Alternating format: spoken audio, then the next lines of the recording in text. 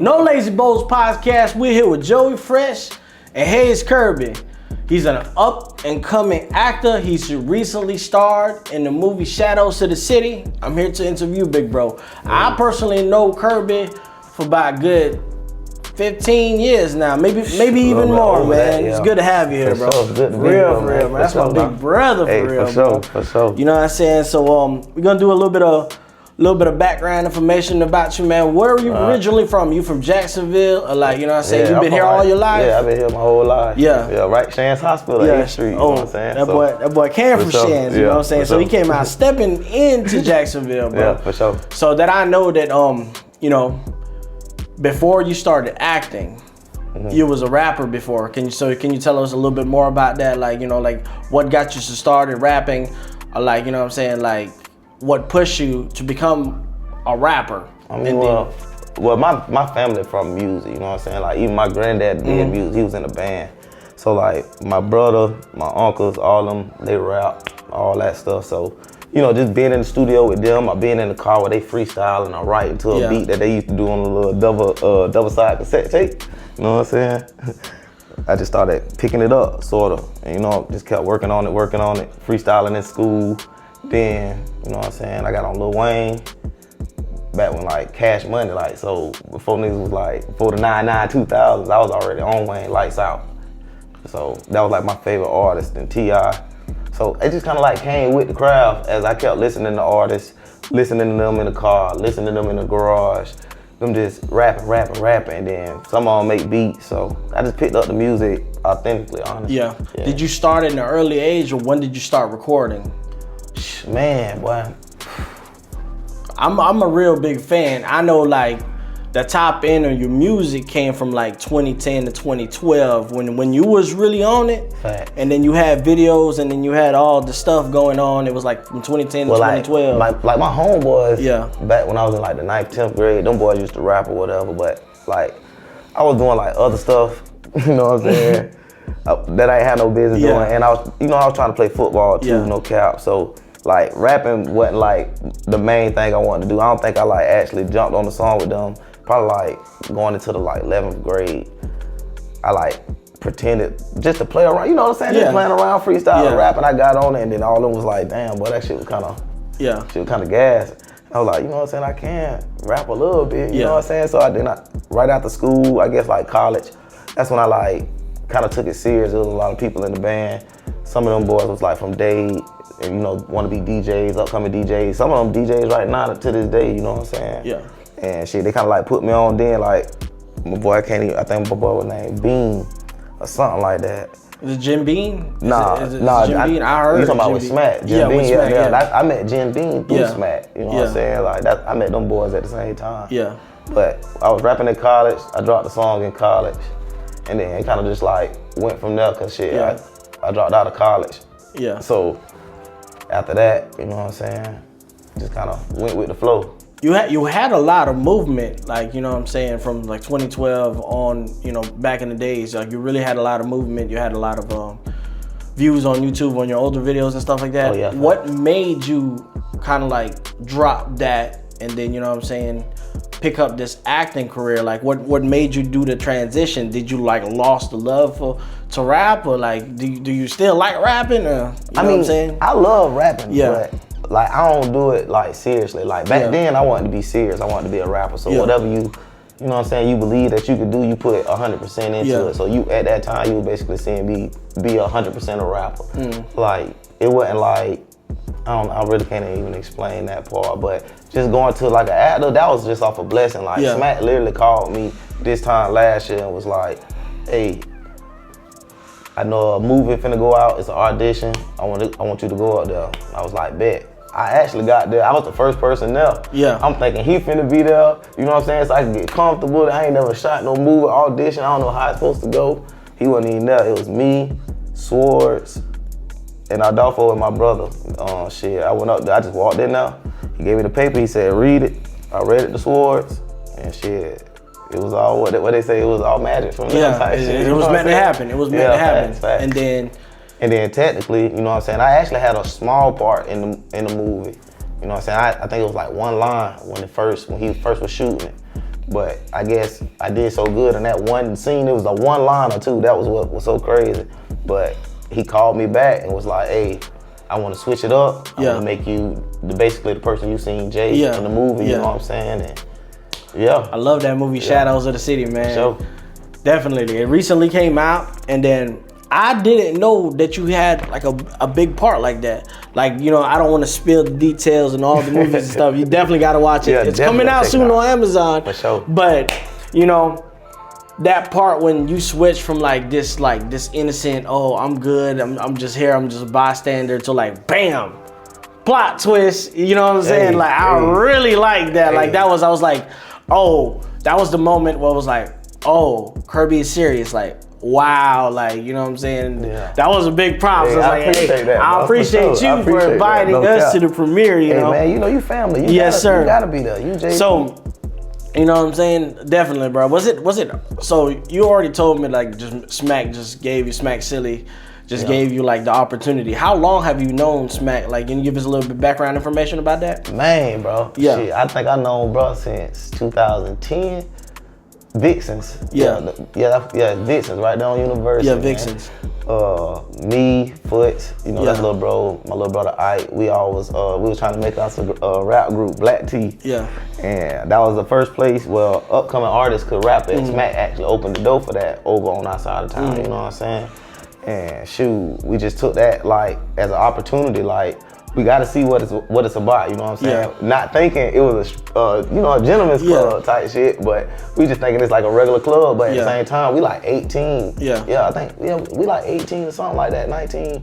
So we ain't never even really been in the club besides Plush. Yeah. You know what I'm saying? Aqua or something like that. So I'm thinking it's gonna be the same way. Bourbon Street. Right. Like we literally ain't even went to Scares yet. Yeah. We went to the Fox, you know what I'm saying? But you know what everybody I went to the Fox. First time I went to the Fox was with you.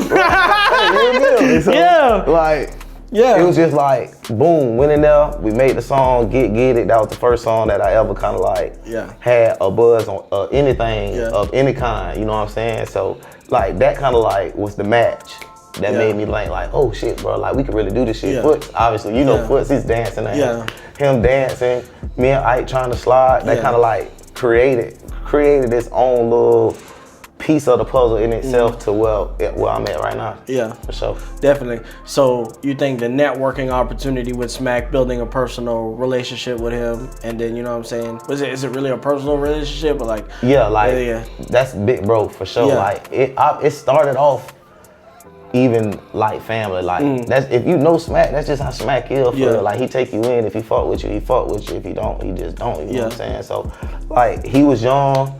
We was young, you know what I'm saying? We coming in with, you know, the neighborhood, you know what I'm saying? So we bringing the crowd. Yeah. He playing the music gas, you know what I'm saying? He putting also other people on that you know throughout, you know, the neighborhood, throughout the city and shit. Then he was dropping the, what it was called? Record breaker. Yeah. He was dropping the record breaker, so that was like different. Yeah. So like, you know what I'm saying? When shit different, shit hit.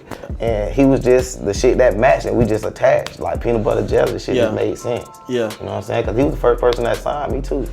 He was the first person that signed you as an artist? Yeah. I didn't know you was signed. I didn't know you was signed, bro. Yeah, with him. That's crazy. I just know, bro. I know you 15 years. I didn't know you was signed, bro. He was the first person to let me know what any of that stuff means. Promoting, putting on that stuff on your shirt. Yeah. Like, yeah, man. I thought the whole time you doing it off the muscle, bro. Like, I mean, it was still off the muscle. It was just, you know what I'm saying? It was better than money because it was him. He was coming up authentically. So he was allowing us to use his brand to push our brand. You see what I'm saying? Most people don't even do that. So it wasn't no money involved at all. It was just that hustle. Like he gonna play our shit, we gonna support his shit, and it's just my brother, your brother type shit. You know what I'm saying? So it's definitely authentic. Yeah, I feel that, bro. The first authentic person I met in the city when it came to that music. So shout out to Smack Silly, man. For sure. We gotta do an interview with Smack Silly soon, bro. You know what I'm saying? It's coming. It's coming. Call him, man, so having all this experience with, you know, you rapping, you acting and stuff like that, like just thinking about all the stuff that you went through. If you had a chance to tell your younger self, like, you know what I'm saying, hey, bro, this is gonna happen, this is gonna happen, this is gonna happen, what would you do differently? Man. I mean, it's a lot. I'm sorry for the question, but like, it's a good one. You know what I'm saying? Yeah, like, that's a good how question. would you pursue?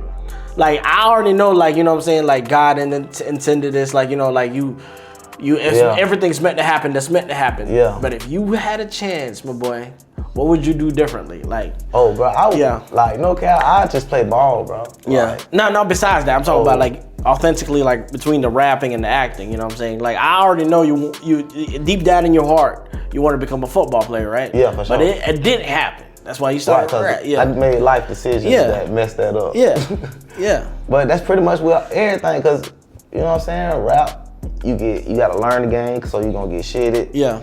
Then it's on you to stop the shit from happening on your end, you know what I'm saying? And then that get tiring. So it's like, damn, I'm getting shitted on this side, but I'm staying loyal on the back end side. So I'm steady popping, but with the upcoming artists, you think I'm finna do them like you trying to do me. And you know what I'm saying? I ain't trying to do like, the game just made my skin crawl a little bit. So that's just not the type of person I am. So is that why you kind of like lost love in rapping? It's because more of the industry, not really the rapping decision wise. It's like trying to get in the industry. Yeah, because I just like being in the neighborhood and everybody cool, and you pull up at the step. You at the green box, and everybody just, you know, sipping, laughing, might be playing cards. You hear a beat, everybody kicking freestyle. I miss those days, man. I really miss hanging out, you know, back in the days when we was in Eagle Rock, just kicking it. We used to be 100 deep. Everybody would pull up. It was all love, no ill will or no sneaky nothing. Like, it was genuine, man. I miss that. It was like we had a community, bro. I hate that.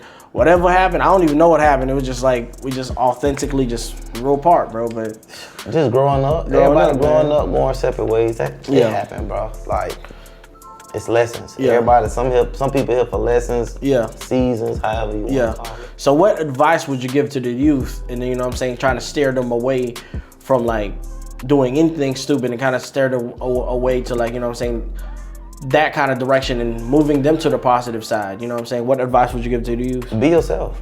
Okay. Be yourself and understand people gonna be different. Like, your twin really ain't even your twin because both of y'all different. You know what I'm saying?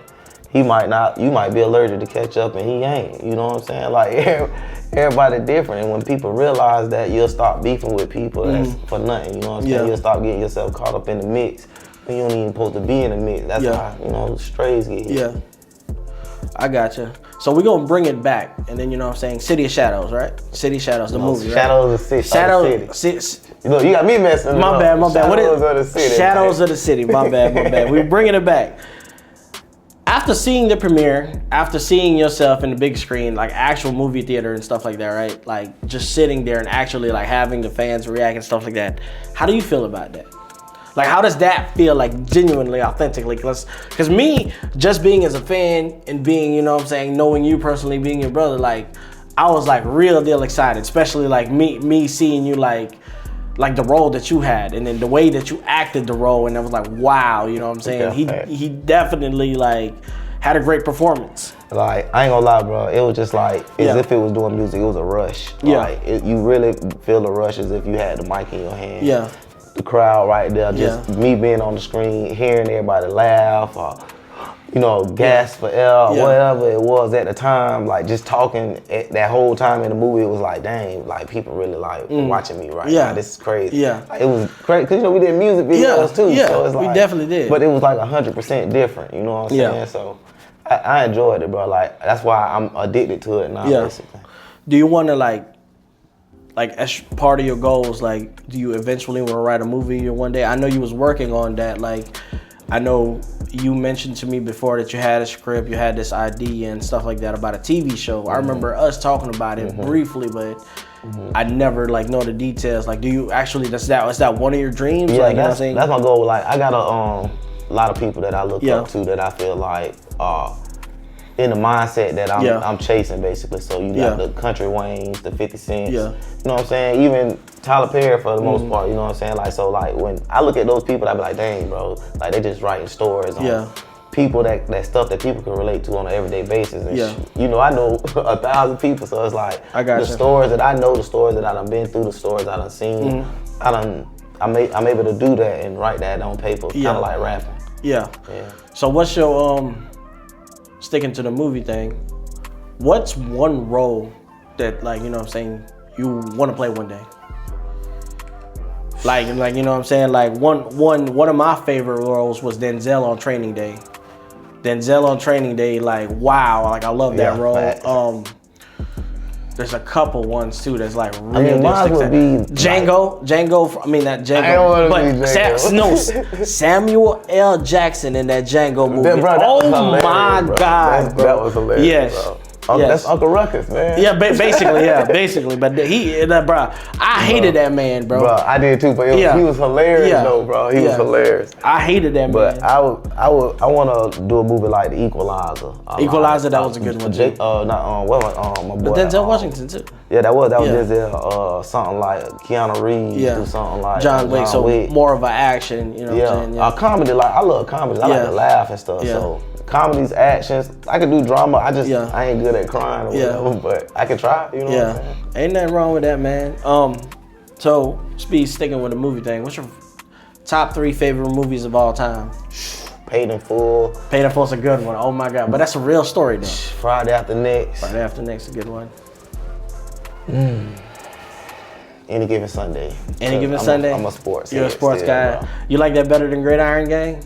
Gridiron Gang. That's tough. But at the same time, I still wouldn't put Gridiron Gang over Remember the Titans. You know I got you. So I got you. Once you get into the football movie, now we finna be arguing over here. We finna be arguing. I got you. No, we definitely don't want to do that. I don't think you got enough time on your camera. No, we don't want to do that, bro. We doing that, you know what I'm saying? Just, you know what I'm saying? We're in the year 2025, man. So, acting wise, or you know what I'm saying, like whatever industry you're in, because you know, like you're kind of in that industry. What's your goals for 2025, man? Man, 2025. Just try to long terms and short terms too. Short term right now, just in this year, just try to keep my face on as many cameras as I can. Obviously, you know what I'm saying, cause like I say, whatever I feel I want to do, I got love for it. I'm gonna go 1,000 miles for it. You know what I'm saying? Yes, sir. So I'm in the game for it. So.